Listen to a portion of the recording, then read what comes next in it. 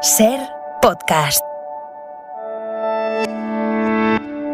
Hola, buenas tardes. He de confesar que no soy un creyente muy entusiasta de eso que llaman destino. No creo que esté escrito en ninguna parte lo que nos tiene que pasar, no creo eso para nada. Y sin embargo, hoy tengo una sensación curiosa. Esta tarde estamos abriendo la ventana por primera vez en los últimos 2 meses, por razones que ustedes ya conocen, fuera de los estudios. Enseguida diré dónde exactamente, porque estamos en un sitio maravilloso. Pero es que resulta que hay un hilillo, que nos conecta al otro lugar exterior donde hicimos este programa de radio por última vez. Hace exactamente 2 meses, a esta hora, estábamos en Zamora, uno de los territorios que pelea por salir adelante en eso que yo llamo no la España vaciada, sino la España maltratada y desigual. Y hoy, en este regreso a la carretera, en este tomar el pulso sobre el terreno a distintas partes del país, os hablamos desde otro territorio que se encuentra en la misma pelea. Hoy estamos en Albarracín, en Teruel, uno de los pueblos más bonitos de España. Bueno, Javier Coronas dice que el más bonito y que además no admite ningún tipo de discusión al respecto. Bueno, pero además de darlo a conocer, de asegurar a quien no haya estado aquí que esto es un viaje en el tiempo, a la época medieval, que el sistema de recuperación del patrimonio es modélico, además de todo eso y más cosas, yo creo que podemos aprovechar y deberíamos insistir en cambiar el discurso. Esta tierra no es un valle de lágrimas, ¿eh? Esta es una tierra, Albarracín, Teruel, de oportunidades, donde están en marcha un montón de proyectos, donde se pueden hacer un montón de cosas, donde hay gente que decide quedarse a vivir, que ha venido de fuera, donde hay problemas. Coño, pues claro que hay problemas, como en todas partes, pero donde están, y lo sé porque me lo cuentan, están un poco hartos de esa condescendencia con la que a menudo los de fuera les presentamos como habitantes de la España poco poblada. No, yo creo sinceramente que hay que cambiar el chip. Hay que mantener las reivindicaciones, desde luego, porque España sigue siendo un país desequilibrado en favor de las grandes ciudades y eso no es justo, pero hay que dejar muy claro, en mi modesta opinión, es una opinión personal, hay que dejar muy claro, ya por aprovechar un eslogan que fue casi un grito de guerra, que Teruel no solo existe, sino que es un lugar para vivir. Y si no, que se lo pregunten a los oyentes que esta tarde nos acompañan. Por cierto, muchísimas gracias por venir aquí.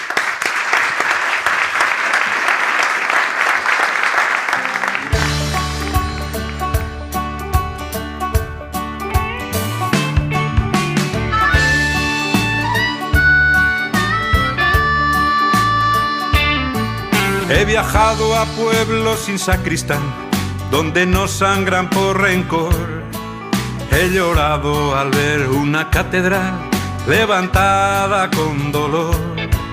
El amor me brotó un día de abril bajo una higuera del Edén. Noches mágicas de Nueva York, las recuerdo con desdén. Yo nací en un parto sin doctor, una noche de vendaval. Cuando abrí los ojos me inundó un asombro mineral. Jamás pude ver luego de mayor ese cielo tan maternal. Una vez me pasé en soledad 7 días sin hablar. Por más que te esfuerces no lograrás poderlo entender. Hay un sitio, hay un lugar donde no es fácil converger. La noche brilla más que el sol, donde tú eres el timonel. Por más que lo busques, no solo es Teruel.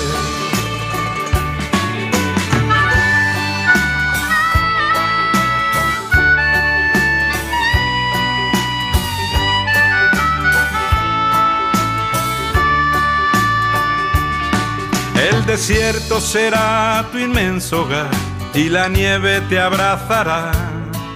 El mudéjar no es una decoración, hay estrellas para comprar. Es extraño pero es pura verdad, en Teruel quisieron nacer. Gente rara como Chomón, gente rara como Buñuel. Si no tienes cerca un manantial, si tu patria no tiene luz, si las calles muerden al pasear, si no puedes llevar tu cruz, Si el paisaje tuyo es una pensión, sin domingos y sin pastel, no te amargues por una vez, te dejamos ser de Teruel. Por más que te esfuerces no lograrás poderlo entender. Hay un sitio, hay un lugar donde es fácil envejecer. La noche brilla más que el sol, donde tú eres el timonel. Por más que lo busques, no solo es Teruel. Por más que te esfuerces, no entenderás esta quimera. Es muy fácil ser de Pekín, es muy fácil ser de Estambul, es muy fácil ser de Madrid, Mar de Teruel no es cualquiera.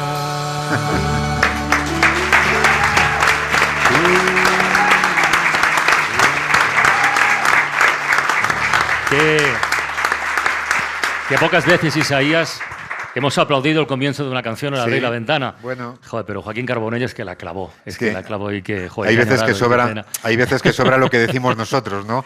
Claro, cuando oyes contar y cantar a uno de la tierra, tal y como lo ha hecho él, pues ya está, hay poco más que añadir. Solo que buscando signos y metáforas, Francino, yo creo que este es el primero de muchos programas que no llueve. Es verdad. Porque llevábamos una racha en la que sitio donde íbamos, sitio que llovía. Oye, a ver si el COVID nos ha cambiado algo de eso. A lo mejor nos ha cambiado o a lo mejor nos pretende, digamos, mostrar la luz al final del túnel que todos empezamos a ver y sobre todo queremos ver, ¿no? Manuel Brando, buenas tardes. Hola, muy buenas tardes. Bienvenido a La Ventana. Saludamos al presidente de la Diputación de Teruel, que mañana, por cierto, va a estar en el acto de presentación en la Moncloa del plan de recuperación, ese más de centenar de medidas para combatir el reto demográfico. Yo no sé si he exagerado un poco en lo que acabo de decir, porque yo hablo desde un conocimiento exterior. Yo no vivo aquí, yo no estoy aquí. Pero, sinceramente, estoy un poquito harto, sería la palabra, de un discurso que desde fuera a veces hacemos y presenta, por ejemplo, Teruel como una tierra, pues cuando hablamos de España vaciada, yo me imagino una tierra yerma, tierra quemada, y tengo la sensación, hoy y otras veces que he estado en esta provincia, de que no es así, pero a lo mejor me equivoco, no lo sé. Bueno, es que el término vacío, vaciada, no es el adecuado. Has hecho una introducción que lo puede decir la SER de Teruel. Es un discurso que estaba haciendo yo, que llevo haciendo durante este año más y medio que yo como presidente de la Diputación. Yo estoy de acuerdo contigo en lo que has dicho, se le puede llamar de muchas formas. La España olvidada, has dicho la España maltratada, desaprovechada, o yo lo llamo también la España de las oportunidades, ¿no? Claro, es que es eso. En absoluto es una España vacía, en absoluto. Fíjate, y perdona, disculpa, has puesto la canción, una canción de nuestro Joaquín Carbonell. Sí, sí. Darle un saludo, Joaquín. Estuvo durante sus últimos días enviándonos canciones que él componía, presentó su 50 disco y el número 51 lo iba a celebrar, estaba ya preparado para hacerlo en Calamocha, en mi pueblo natal. Le envío un fuerte abrazo, seguro que nos está escuchando. Segurísimo. Y es un fiel representante de lo que es ser de Teruel, del orgullo de Teruel. Entonces, ¿el Teruel existe? ¿Lo cambiamos ya como eslogan? ¿Lo ampliamos un poco? Ahora, ¿Teruel no solo existe? No solo existe. Ahora hay un movimiento que cada vez toma más fuerza, que es el orgullo de Teruel. Porque en Teruel vive gente con orgullo, que queremos vivir aquí y queremos tener esta vida. Y a la vez, Teruel es reivindicativo. ¿Cómo no? No es incompatible. No, en absoluto es incompatible. Vamos a añadir a la conversación, estaba diciendo yo hace un momentito, y creo que se me entendía bastante bien, que dentro de este nuevo enfoque de un discurso renovado sobre lo que es Teruel y lo que son nuestros territorios que forman esta España, digamos, castigada por la baja demografía, para entendernos, Albarracín es un modelo y es un referente sobre todo, y esto se cuenta en muchas partes de España y de fuera de España, de recuperación, conservación y gestión, porque van las tres patas unidas de su patrimonio. Y yo creo que, en fin, la institución que sin ningún género de dudas en los últimos años ha hecho posible este trabajo, pues es la Fundación Santa María de Albarracín, que además cumple 25 años, está de celebración. Y vamos a saludar a su responsable, Antonio Jiménez, el gerente. Antonio, buenas tardes. Hola, ¿cómo ¿qué tal? estás? Bienvenido, que además Isaías nos ha hecho una visita acelerada, porque ha durado 40 minutos, 45 40 minutos. también. Sí, además, ves, lo dice con pesar. Un Y te reto. dice, pero Oye, Francino, hay que contar un pequeño detalle. Esto sí que no me había pasado en la vida, ¿no? De repente vas con un caballero, vas con Antonio, te está enseñando Albarracín y entonces de repente te pregunta, ¿queréis entrar en la catedral? Y decimos sí. Y entonces saca la llave de la catedral. Es decir, yo nunca he visto sacar con tanta naturalidad la llave de una catedral y mira que he conocido catedrales a lo largo y ancho de este país. Mira, Isaías, siempre voy colgado con un morral y una cámara de fotos. Y el morral es ni más ni menos que para guardar la multitud de llaves que llevas ahí para que en cualquier momento puedas acceder a alguna de las infraestructuras se te ha caído que una. lleva la fundación. Se te ha caído una al poco de entrar. Sí. Que afortunadamente lo hemos visto. Sí, ya. Si no la llevas en el morral, las llevas en el bolsillo y la verdad es que ya vale de remendar los bolsillos. Sí. Porque una de las características de la fundación es precisamente, pues eso, el gestionar, como tú decías, las 14 infraestructuras que previamente se han recuperado. Se han recuperado muchos más. Se han recuperado hasta 30 infraestructuras desde los casi 30 años con las escuelas taller primeras. Antonio, échanos una mano. Seguro que oyentes que no han estado nunca en Albarracín pensarán, joder, qué exagerado es este, no ha dicho, es un viaje en el tiempo. A ver, ¿cómo podemos convencer a un oyente que no ha estado nunca aquí de que pasear por estas callejuelas, ver este urbanismo medieval, esta arquitectura de casas de repente imposibles que crecen hacia el cielo y dices, coño, ¿por qué hacia arriba y no en horizontal? ¿Puedes explicarle por qué es un viaje en el tiempo? Es difícil, es muy difícil porque son sensaciones y son impresiones que tienes que recibir como paseante. Siempre se recomienda precisamente pasear para sumergirte, pero indudablemente Albarracín es uno de esos lugares mágicos que se ha sabido preservar y que te rememora lo que pudo ser que no es los tiempos de la Edad Media. Y entonces, solamente callejeando y perdiéndose por estos recovecos que configura el urbanismo de Albarracín, puedes retrotraerte en la historia, ¿no? Hay una cosa que siempre me gusta recordar. Hay un carácter tremendamente modesto de esa arquitectura que, sin saberlo por qué, te lleva. Pero hay otro carácter que es mucho más importante, que es la armonía del paisaje. Hoy que tanto se habla del paisaje, Teruel es un lugar donde los paisajes nos abruman allá donde vayamos. Bueno, pues Albarracín es un paisaje urbano, histórico, de primera naturaleza. Y eso empiezas a palparlo desde que das la curva y cuando llegas a Albarracín. Pero yo no te quiero contar si lo callejeas por la noche. Te sumerges y descubres lo que es el paso del tiempo y lo que es la valoración del patrimonio que nos ha hecho diferentes y que hacen que esto se considere pues como una especie de gran urbanización de lujo. Oye, Antonio, somos unos afortunados por vivir en Albarracín. Antonio, Claro. te quería preguntar, es decir, la tarea y la labor de mantenimiento y recuperación es evidente y de ella nos hablarás, pero claro, solamente se puede mantener y recuperar lo que hay, es decir, tiene que haber una materia prima. Y yo cada vez que paseo por Albarracín me pregunto, ¿quién fue la persona o cuándo se produjo el milagro de decir esto no se toca? Es decir, de no construir al lado de una casa de 2 pisos, tirarla para levantar una de 4 con ventanas de aluminio. ¿Qué es lo que ha ocurrido en toda España? Eso es decir, pueblos como Albarracín había muchos más y quedan algunos, no con la autenticidad que se conserva este lugar. Es decir, hay muchos lugares con patrimonios interesantes, pero que de repente han construido ahí en medio, como dices... Barbaridades. La casa moderna, que era lo que se contemplaba en los años 60, 70. Hay que progresar y para progresar anular lo que nos recuerda los malos tiempos para demostrar que estamos activos y que sabemos hacerlo como se hace en la contemporánea. Antonio, perdona, no has contestado la pregunta.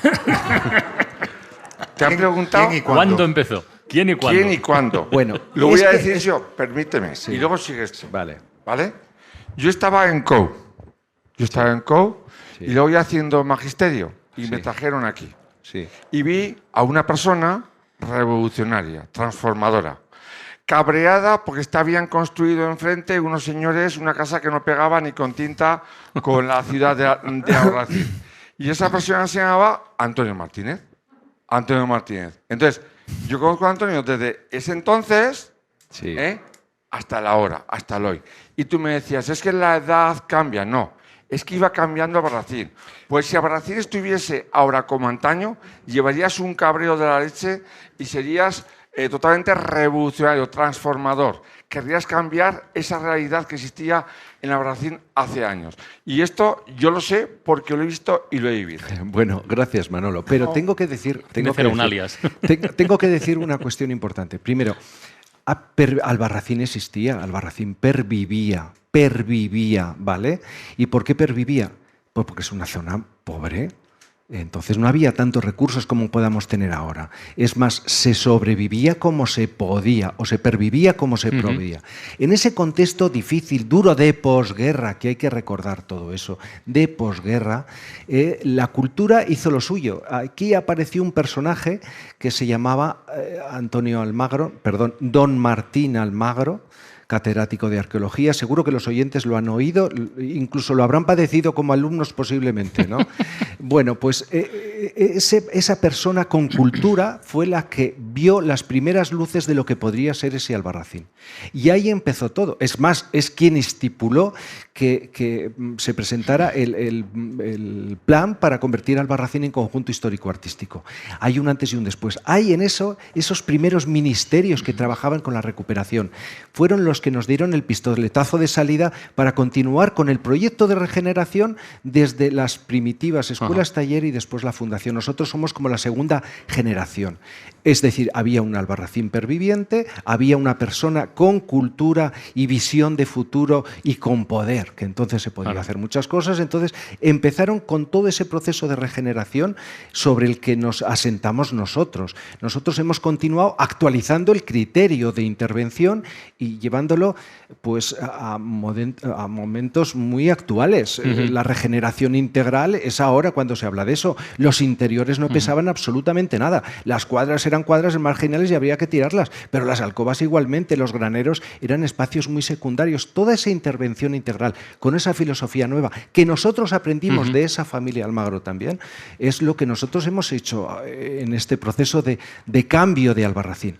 Hay un antes y un después con un proceso largo de recuperación. Vamos a hacer una cosa. Vamos a completar este retrato, que está siendo muy completo en la parte de patrimonio, en la parte urbana, diríamos, pero Manuel me ha confesado antes de entrar, dice, joder, pero tenemos unos paisajes aquí, tenemos, es verdad o no, tenemos una potencia de naturaleza, y ha salido este concepto fugazmente en la conversación.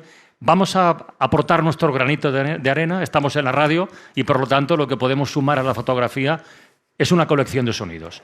¿Quién mejor que Carlos de Ita para regalar a los oyentes de La Ventana el tesoro de la naturaleza de la Sierra de Albarracín en clave radiofónica? Roca, agua y pinos. En su cauce retorcido, hundido, el río Guadalaviar ha creado este laberinto de la Sierra de Albarracín, en el que los tres elementos se confunden y dan lugar a paisajes únicos.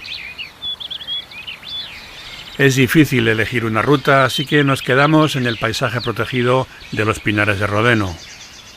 Una auténtica confusión porque rodenos llaman por aquí a los grandes roquedos de arenisca roja, pero el mismo apellido llevan también los pinos rodenos o resineros, que a veces arraigan en fisuras y repisas imposibles. Suenan entonces la madera, el bosque,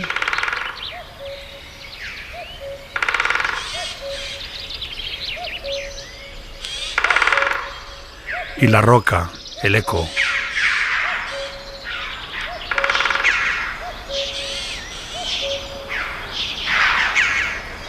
Siempre envueltos por el rumor del agua que a menudo murmura pero no se deja ver, ya que borbotea bajo la roca.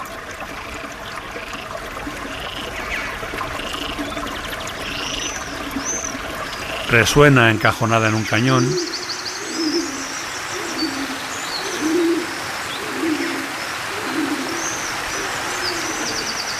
O se despeña por una cascada.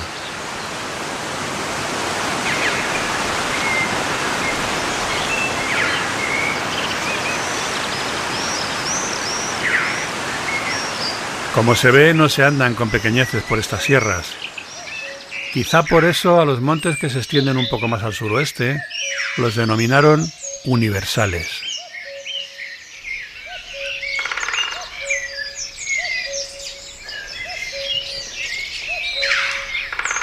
¿Cuántas posibilidades tiene la radio, eh?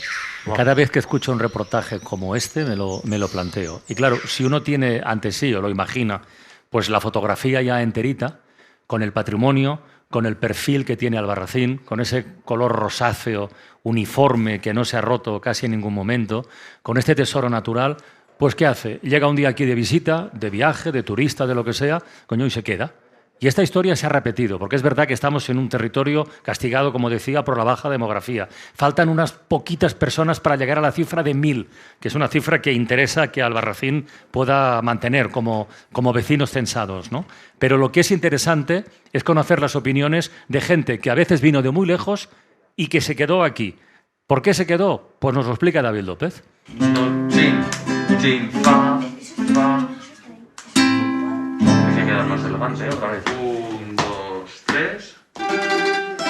Para entender por qué es tan importante que Julen Van Helen, de padre holandés y madre turolense, siga viviendo en Albarracín, donde imparte clases de música a chicos y chicas solo un poco más jóvenes que él, es necesario recurrir a la estadística. La provincia de Teruel es una de las pocas en España donde más de la mitad de las personas que han nacido en ella viven fuera. En la comarca de Albarracín, con tan solo 4.000 habitantes, la población aumentaría un 77% si todos los que se fueron regresaran. Algunos, como el alcalde Michel Villalta, que nació en París de padres inmigrantes, es uno de los pocos que han hecho este camino de vuelta. Por eso entiende y defiende una vecindad donde cada vez es más común el cruce de culturas. La multiculturalidad siempre ha estado presente en Albarracín y en sus gentes. Es sinónimo de diversidad. Y en la diversidad está la riqueza y, en definitiva, una forma de ver las cosas desde diferentes enfoques y perspectivas. En este municipio de 1000 habitantes hay más de una veintena de familias formadas por matrimonios mixtos entre nativos y migrantes, como Angelines y Marcus, que llegó a Albarracín desde Sajonia en 1995. Entonces yo estaba trabajando en el teatro de Bautzen de mi ciudad, de cambio de escenarios y eso. Y entonces que yo podía trabajar aquí y aprender poco a poco español. Estoy muy bien, sí. En algún caso ha sido la pandemia la que ha hecho regresar a parejas que vivían fuera y que ahora pueden teletrabajar desde aquí, como nos cuenta Carolina, que es de Polonia. Somos los dos arquitectos y con el teletrabajo pudimos mudarnos aquí. El clima es muy parecido a mi país porque soy del sur de Polonia y nos encantó las montañas, el rodeno. El rodeno, al que hacía referencia a Carolina, son unas rocas de color rojizo que hace millones de años fueron el fondo de un mar y que hoy, emergidas a 1300 metros y rodeadas de pinares, atraen a miles de escaladores cada año. Jill y Nick no dudaron en cambiar California por Teruel en cuanto llegaron. Cuando llegamos aquí hace 7 años, he dicho, tengo que pasar más tiempo aquí, es fenomenal. Hay bloques muy buenas para escalar y es un pueblo tranquilo y con mucha historia también. Y después de volver a los Estados Unidos, pensábamos, pues, ¿cómo podemos pasar más tiempo en España para la escalada, para la vida? Y nos mudamos aquí hace 5 años. Todas estas historias tienen en común el amor, que es también lo que llevó a Reynold desde su Santo Domingo natal a Albarracín, donde aspira a convertirse en el mejor cocinero de Aragón. Ha inventado el arroz con ternasco de Aragón y tiene muy claro que no es una paella. Yo de hecho lo especifico bien, arroz seco de ternasco de Aragón, porque como pongas paella puede ser que te persigan y te quemen dentro y todo. La hostelería sigue siendo de hecho el principal mercado para los nuevos turolenses que se asientan en el territorio. María, nacida en Ucrania, está feliz de estrenar su casa con Diego, un guardia civil que decidió hace muchos años hacerse para siempre albarracinense. Y he descubierto que es mi pasión, de tal forma que termino ahora el grado superior de dirección en la Escuela de Hostelería de Teruel. Hace unos años alguien encontró enterrado un esenciero de plata que resultó ser un regalo del segundo rey de la taifa de Albarracín a su esposa Zahar. Otra historia de amor, en este caso vivida hace casi 1000 años, pero que nos sugiere que moros o cristianos o polacos o de Albarracín solo estamos de paso en una tierra donde lo diferente, lo llegado de fuera, es precisamente lo que nos ha hecho ser siempre más y mejores.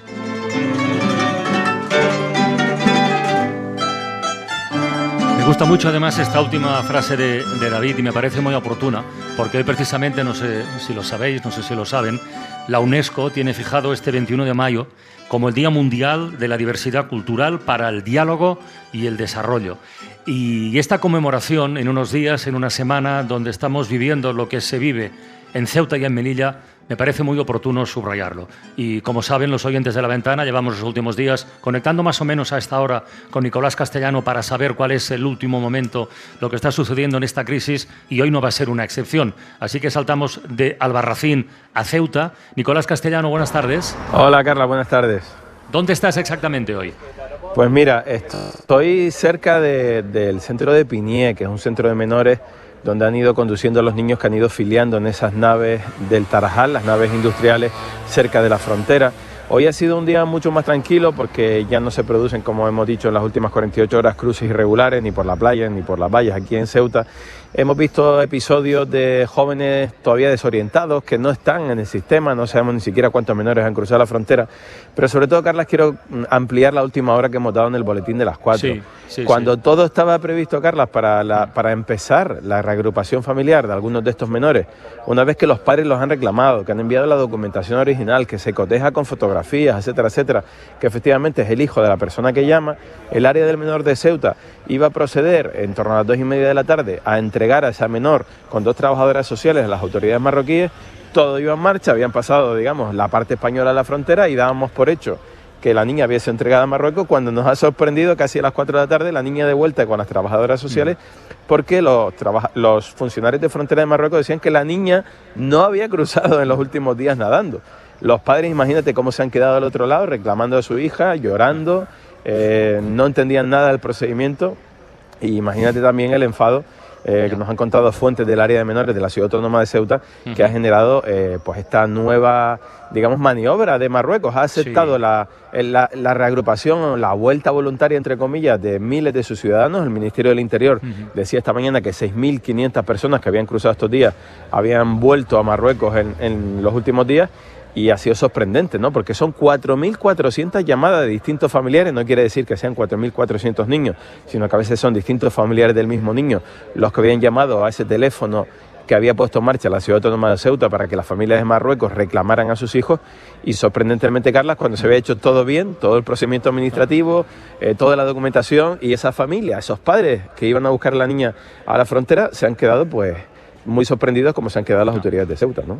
Parece muy claro, resulta evidente, de hecho, que hay una intencionalidad por parte de las autoridades de Marruecos de seguir poniendo palos en las ruedas, seguir presionando o chantajeando e incluso saboteando este reagrupamiento familiar. Así que no podemos ponerle todavía un día, una fecha de caducidad a esta crisis que tiene un origen político, hay que recordarlo, pero que ha derivado, y hay que subrayarlo también, en un problema migratorio que ya conocemos, por desgracia, de unas dimensiones considerables. Muchísimas gracias a nuestro compañero Nicolás Castellano. Nico, cuídate mucho, amigo.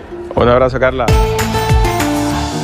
Feeling my way through the darkness, guided by a beating heart.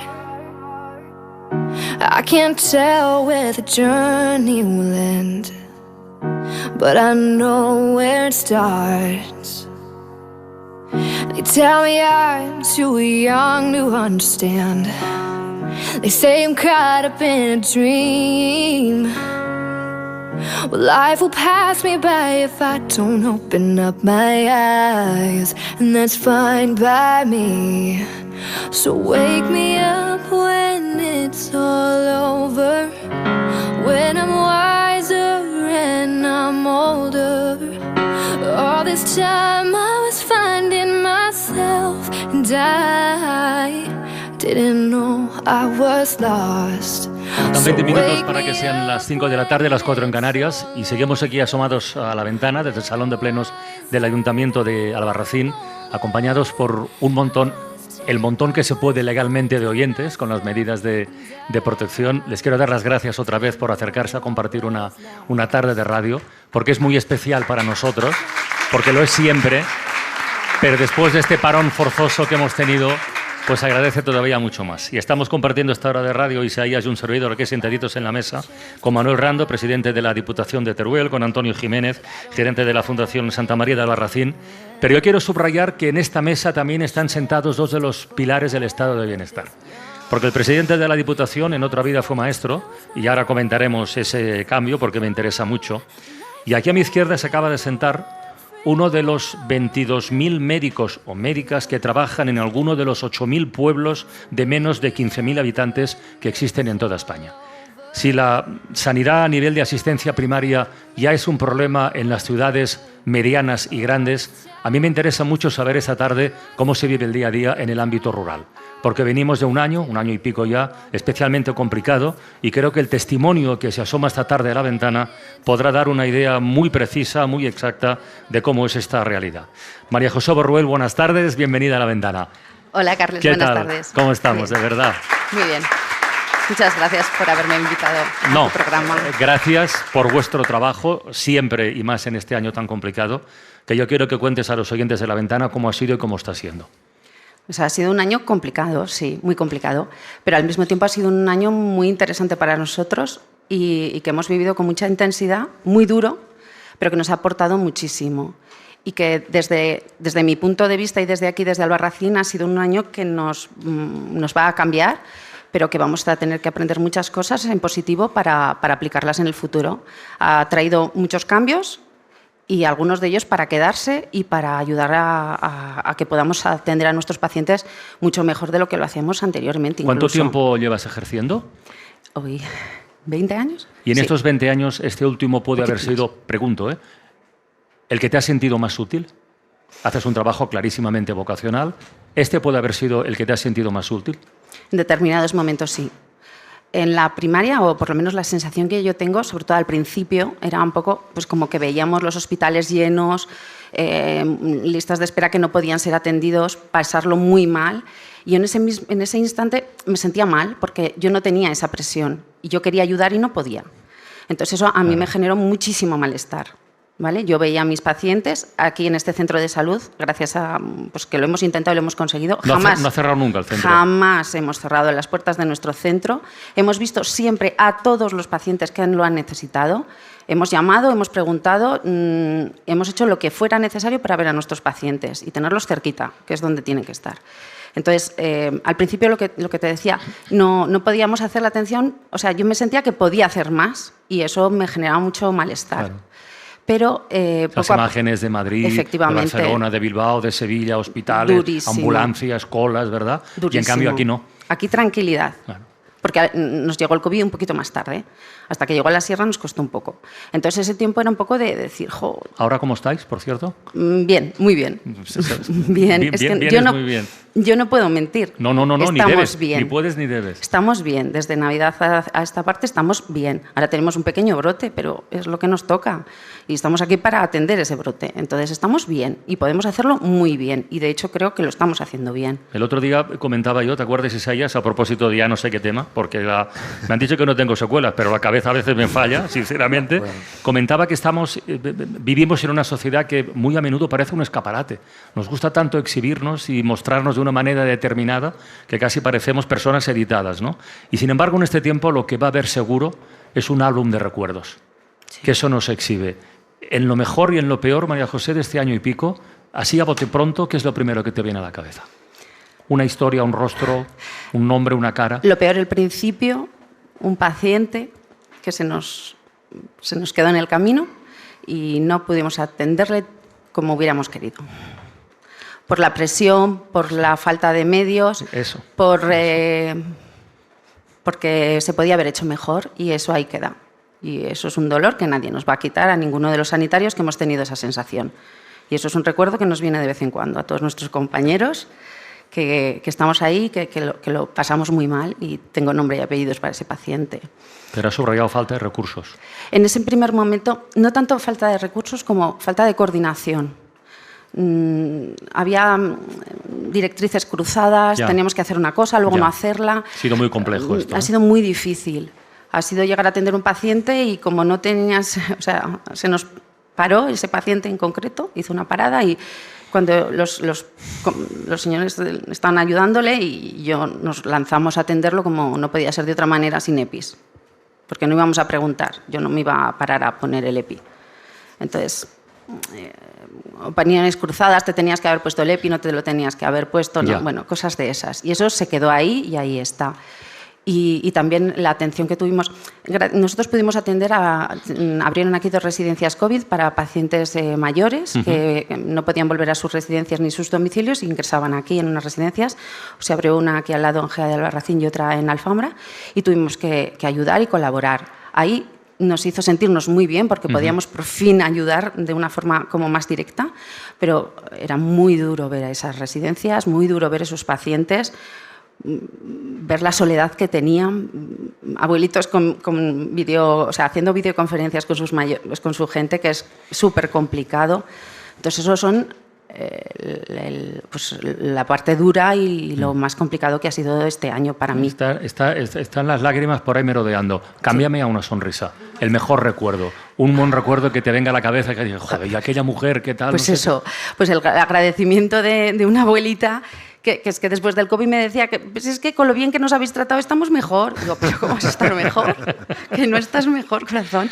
Pero sí, eso. La mirada de agradecimiento de cualquier abuelillo de los que íbamos a las residencias COVID, aquello cuando te cogían de la...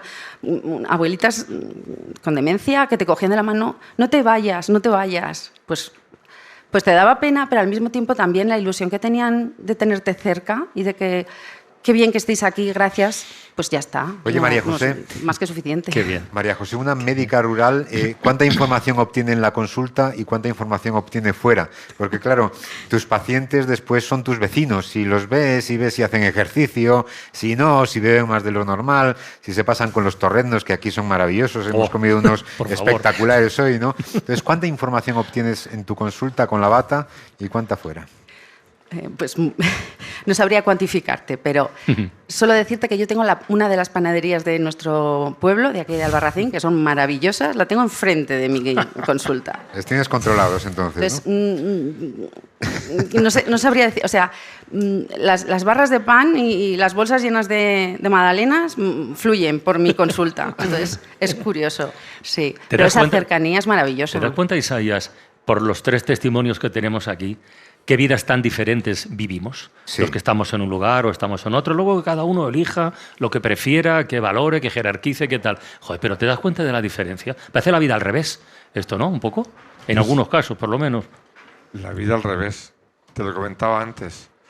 Sí, yo utilizo mucho esos términos, pues porque una vez, ¿no? Cuando yo decidí ya quedarme a vivir en mi pueblo, después de vivir en ciudades, yo me hice el planteamiento de decir, a ver, cuando estamos trabajando entre semana, pues, si trabajas, ¿no?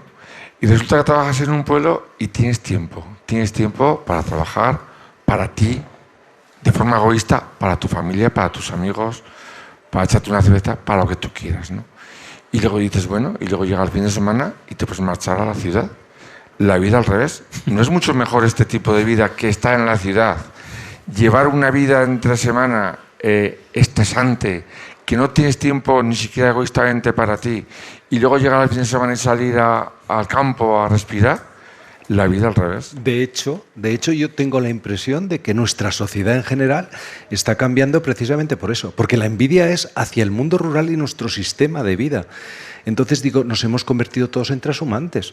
Es decir, perdón los madrileños, pero están deseando de salir a lugares como estos, venir a la provincia de Teruel. Entonces tienen que trabajar, porque no nos queda más remedio a todos, trabajar donde pueden. ¿Dónde está el trabajo? Pues habitualmente en las grandes urbes. Y esa es la dinámica a la que nos han llevado. Ahora, en cuanto podemos, salimos de allí. Hay que rebobinar. Efectivamente. Hay que rebobinar. ¿Y dónde se rebobina? ¿Y dónde se toma el oxígeno? ¿Y se conecta con la naturaleza y con el entorno de verdad? En estos lugares. Eso hace que el turismo rural sea pues la válvula de escape. Sí, pero estás tirando piedras contra tu propio tejado, porque como mañana decían 20.000 madrileños venir aquí no. Pero si hay mucha España interior, Teruel está deseoso. La zona del Maestrazgo, imagínate, el Jiloca, pero por Dios, pero si caben muchísimos. Todos al Barracín, no, por favor, claro. ¿Vale? Moderación. Pero es verdad, es una olla a presión. Las ciudades al final se convierten en ollas a presión que necesitan sus válvulas, y sus válvulas son... Y en colmenas. Sí, es el mundo rural y es nuestro modo de vida, que a veces no reconocemos, pero que somos unos grandes afortunados por vivir y poder disfrutar. Por cierto, que ha salido el verbo rebobinar. Yo quería saber por qué un maestro un día dice, voy a meter a la política. Por curiosidad, vamos, porque me ha venido a la cabeza simplemente. Por amistad. ¿Cómo por amistad? Sí, por amistad y por amor a tu pueblo. A ver. Esa es esa razón. Yo estaba en el Canal Pollo del Cid y ya llevaba allí, ininterrumpidamente 20 años de director de unos pequeños pueblos. Además, tenía unos alumnos encantadores. Algunos de ellos están ahora aquí en la sierra de Albarracín. 11 niños y niñas marroquíes, tengo que decir, y además enviar un abrazo porque me está escuchando Zahira, mi primera alumna que salió a estudiar, que fue a la universidad. Bueno. Y llegó un día dos amigos, uno del Partido Socialista y otro del Partido Popular. No voy a decir los nombres, pero sí. ¿Juntos? Sí, juntos. ¿Eran otros tiempos? Amigos desde muy jóvenes, ¿no? Y me plantean que me tengo que presentar, y además los dos por el Partido Socialista, ¿no? Y bueno, al final me convencieron, pero yo no lo tenía del todo claro. Y ahí empecé mi andadura en este mundo también que tiene que ser vocacional, porque quien no tenga vocación se tiene que marchar. Pasé 4 años muy mal, había corrupción, tuve que dar pasos muy difíciles, y más en un pueblo. Luego ya me volví a presentar, pues porque se tenía que presentar una persona, Mari Carmen, y no se presentó por temas ya personales, y ya me apoyaron. Ya entonces ahí hicimos unos arreglos con el Partido Popular, con Compromiso, con Chunta, y ya esta tercera ocasión... Pues, y de ahí hasta nuestros días. Me votaron los de Partido Popular, los de Vox, y una curiosidad, un maestro, aunque ahora ejerzas de otra cosa, una sanitaria, en el mundo rural. ¿Esto es una bendición o un castigo? Esto es una bendición. Sí, lo es. Esto es una bendición. Sí. Yo aquí, yo puedo atender a mis pacientes como yo quiera. Y eso es un privilegio, completamente. Y es un privilegio para mis pacientes que han tenido las puertas abiertas durante toda la pandemia, por ejemplo.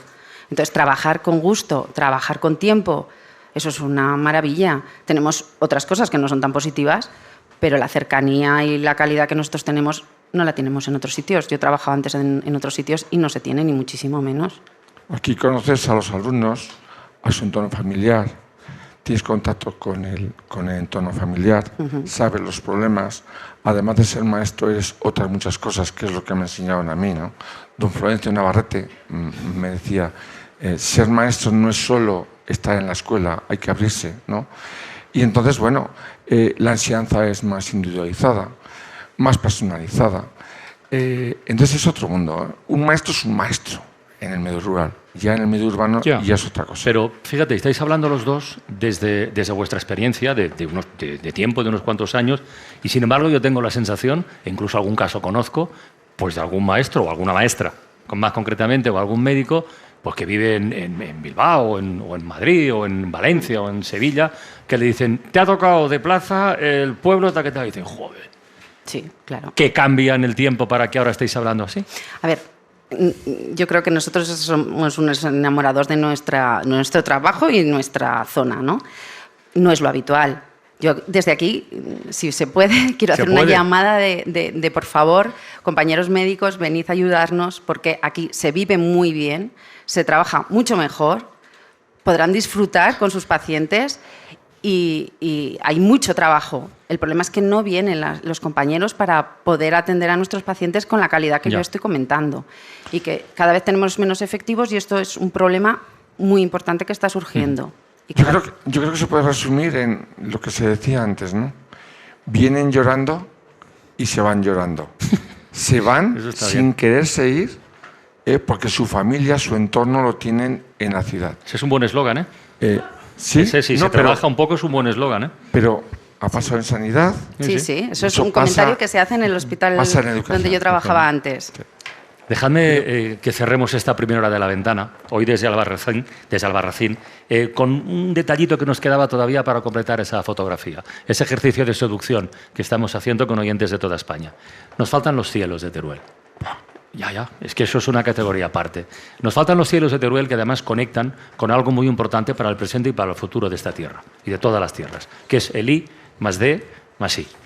Y algo tan excepcional además como la astrofísica y el estudio científico del cosmos, que dices, ostras, qué complicado, sí, pero de una potencia y de una importancia insuperables. Este trabajo lo realiza el Centro Abierto en Teruel y en el Observatorio Astrofísico de Javalambre también, y en ese lugar ha estado nuestra compañera Concha Hernández, y de verdad que lo que ha encontrado merece la pena escucharlo. Este es el sonido que nos acompaña en la ascensión al Pico del Buitre en el macizo de Javalambre. Estamos en el sur de la provincia de Teruel, rozando los 2.000 metros de altitud. El cielo está limpio de nubes, de contaminación lumínica, atmosférica, de cualquier elemento que pueda distraernos al abrir una ventana imponente, la del universo. Javier Cenarro, director del Centro de Estudios de Física del Cosmos de Aragón, describía las condiciones que reúne ese enclave para elegirlo como emplazamiento del Observatorio Astrofísico de Javalambre. El Pico del Buitre supone una ventana natural de acceso al universo con unas prestaciones científico-técnicas que son excelentes, no solo por la oscuridad intrínseca del lugar, sino además por disponer de una estabilidad atmosférica con muy poca turbulencia sobre el observatorio. Cuando la cúpula del observatorio se abre, telescopios y cámaras de última generación realizan el mayor mapa en 3D del universo, es decir, un trabajo que permitirá recoger más de 500 millones de cuerpos celestes, estrellas, supernovas o galaxias como Andrómeda, fotografiada por primera vez en junio del año pasado por la cámara de este telescopio. El Observatorio de Javalambre marcará un hito en la investigación astrofísica internacional con el cartografiado de una parte muy importante del hemisferio norte. Será como embaldosar el cielo sin dejar un hueco y descubrir que... Desde luego que es un verdadero lujo poder tener acceso al espectáculo que brinda el Pico del Buitre al caer la noche. Es sin duda un lugar que no deja indiferente, que en las noches oscuras pues emociona e inspira a quien tiene el placer de disfrutar de la Vía Láctea y de las miles de estrellas que se ven a simple vista. La Vía Láctea, las estrellas estarán todavía más cerca en Galáctica, el centro situado cerca del Pico del Buitre, que acercará la astronomía a los ciudadanos, un proyecto que complementa el trabajo de investigación científica que nos recordará un antiguo eslogan de esta provincia que decía: Cielos, Teruel. Fill my heart with song and let me sing forevermore. You are all I long for, all I worship and adore.